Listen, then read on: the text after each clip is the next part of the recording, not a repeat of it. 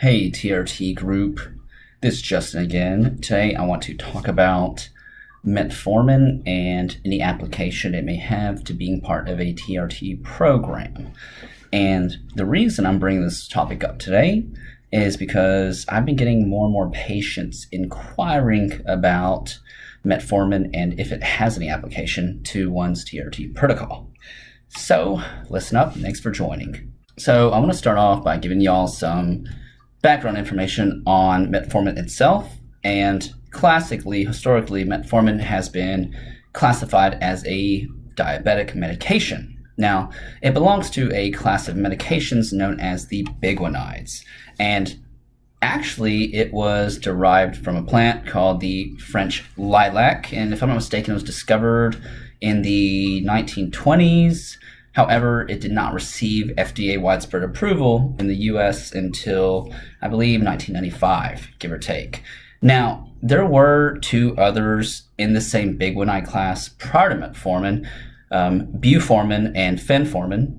However, they were never widely accepted via the FDA, as they were known for causing a condition called lactic acidosis, and thus their utility was removed. Now, lactic acidosis in those drugs primarily occurred in people that had renal impairment, but again, it was a black box warning, and thus those drugs were not approved, and hence we have metformin nowadays. Yes, metformin could cause lactic acidosis. However, the incidence is extremely rare, and I'm talking about 3 or 4 per 100K patients, or give or take.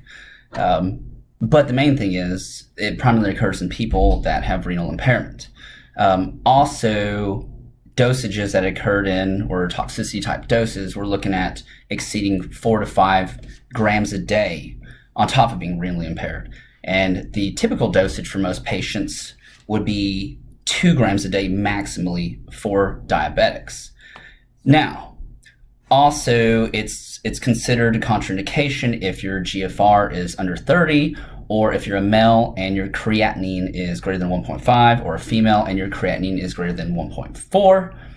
But if you've seen some other videos, you know how I feel about using just those strict labs. Instead, I feel like you should get a cystatin C, as that will give you a more raw, accurate evaluation of your kidney function. But enough about that background stuff. You came here to learn more about metformin's anti-aging benefits. Well, as I mentioned earlier, metformin has classically been used as a diabetes drug. In its most basic description, it is a glucose disposal agent. And it does this through a few primary mechanisms. 1, it's an insulin sensitization agent. 2, it inhibits hepatic gluconeogenesis. 3, it inhibits the absorption of glucose from the GI tract, and it also increases fatty acid oxidation.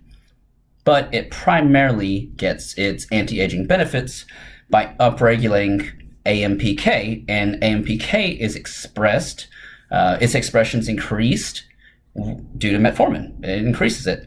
And when that happens, it increases fatty acid oxidation, and it mimics being in a caloric restricted state. In other words, metformin acts kind of like a caloric restriction mimetic.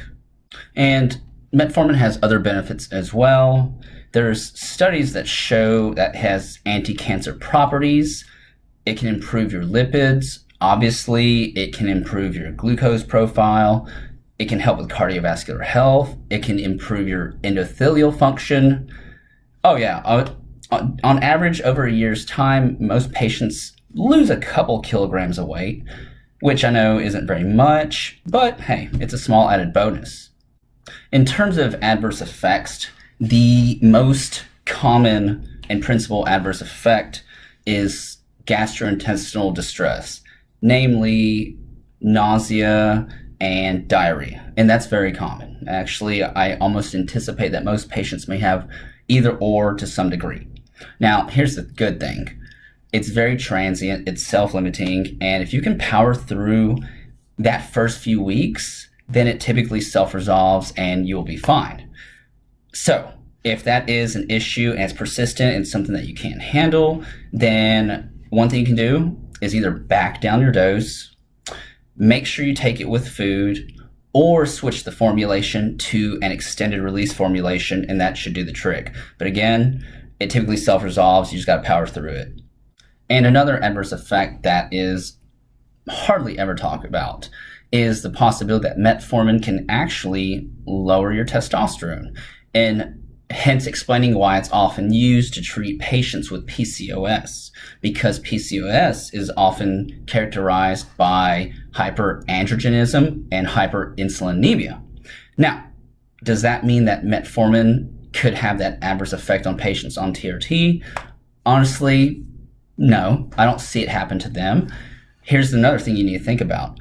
Most patients who are diabetic also concurrently have low testosterone. So, in my opinion, patients that are diabetic should be evaluated for hypogonadism. But again, I don't see this being an implication to lowering your testosterone if you're already on TRT. This is just more or less something you should think about if you're not on TRT, but you're considering getting on metformin for anti-aging purposes, is that it could affect your androgen levels.